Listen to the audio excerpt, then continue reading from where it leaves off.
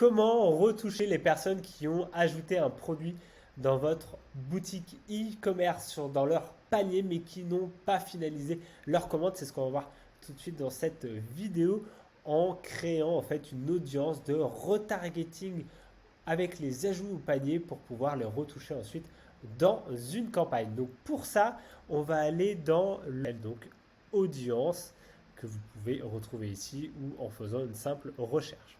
Une fois que vous êtes dans audience, donc normalement vous avez peut-être des audiences qui sont déjà créées ici. En tout cas, nous on va aller en créer une nouvelle avec notamment une audience dite personnalisée.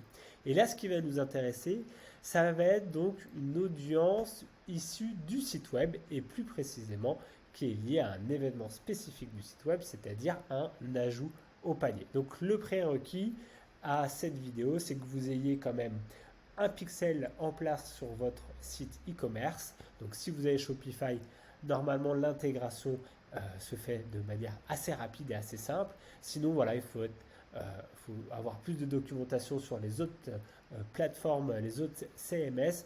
Mais en tout cas, le prérequis, c'est d'avoir le pixel Facebook sur votre site et d'avoir les événements de configurer e-commerce comme l'achat ou l'ajout au panier, ce qui nous intéresse ici. Donc, ce qu'on va faire, c'est d'ajouter une source qui va être une source issue du site web, donc de notre pixel Facebook. On va faire suivant.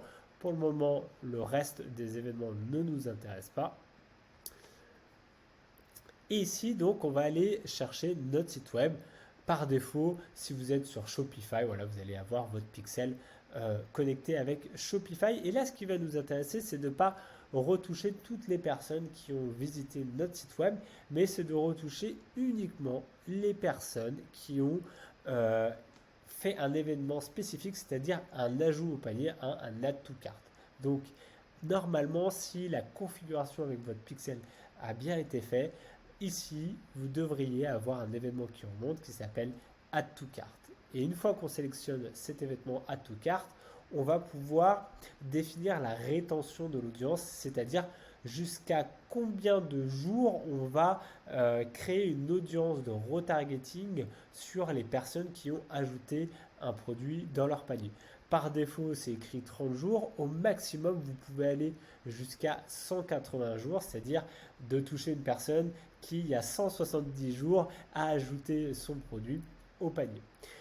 Je recommande quand même de laisser une période plutôt courte puisque vous aurez plus de performance sur un add to cart sur 30 jours, voire même nous on a fait des tests parfois sur 7 jours, voire 14 jours, donc des périodes encore plus petites pour finalement retoucher ces personnes-là et avoir plus de performance sur la ROAS de cette campagne.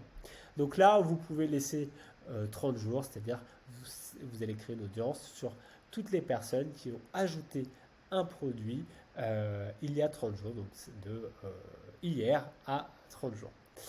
Vous laissez 30 jours, vous lui donnez un nom, donc vous pouvez l'appeler audience ajout au panier, tout simplement. Comme ça, voilà, avoir une bonne nomenclature, ça va vous permettre de savoir exactement à quoi correspond cette audience. Et même, vous pouvez être un peu plus précis, où là, vous allez ajouter 30 jours. Vous faites créer une audience. Termine. Donc là, ça a créé mon audience qui est donc juste ici. Mais c'est pas tout. Ce qu'on va faire également, c'est de créer une audience avec les acheteurs. Pourquoi? Parce que si on crée une campagne en ciblant uniquement cette audience-là, on risque également de toucher toutes les personnes qui ont acheté. Et nous, on veut exclure en fait de notre campagne les personnes qui ont acheté pour uniquement cibler les paniers abandonnés, c'est-à-dire les personnes qui ont rajouté le produit au panier, mais qui n'ont donc pas acheté. Donc pour ça, on va créer une deuxième audience personnalisée, pareil, site web, mais cette fois-ci, on va non pas sélectionner, voilà, je suis sur mon pixel, on va non pas sélectionner Add to Cart, mais on va sélectionner Purchase, qui correspond donc à un achat. Et cette fois-ci, si on veut vraiment exclure tous les acheteurs pour se concentrer sur les nouveaux clients qui ont ajouté le produit au panier mais qui n'ont pas acheté, on va aller au maximum de la rétention qu'on peut avoir sur Facebook, c'est-à-dire 180 jours là encore. Donc ici, vous pouvez lui donner un nom, audience, achat, créer une audience, terminé. Et donc cette fois-ci, nous avons notre audience achat qui est en train de se constituer et une audience ajout au panier. Et donc on va aller directement dans le gestionnaire de publicité. Donc vous allez dans votre gestionnaire de publicité, vous allez donc créer votre campagne ou tout simplement modifier une campagne actuelle. Et c'est au niveau donc de l'audience qu'on va ajouter au fait ce ciblage.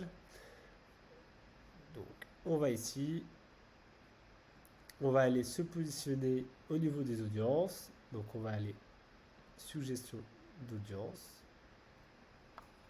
Et là donc on va aller chercher notre audience personnalisée, en l'occurrence audience ajout au panier.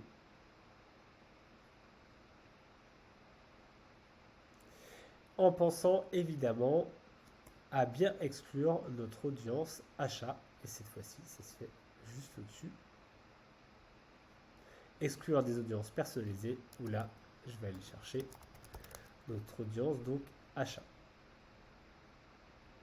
Et quand je fais ça, donc la campagne, le ciblage que je vais avoir sur cette campagne-là, c'est de toucher toutes les personnes qui ont ajouté le produit dans leur panier pendant 30 jours, depuis 30 jours, en excluant bien les personnes qui ont acheté pour uniquement toucher les personnes qui ont juste ajouté au panier et qui l'ont abandonné. Voilà, j'espère que cette petite vidéo rapide vous a plu. N'oubliez pas de vous abonner à la chaîne et un petit commentaire, ça me ferait super plaisir. Allez, ciao!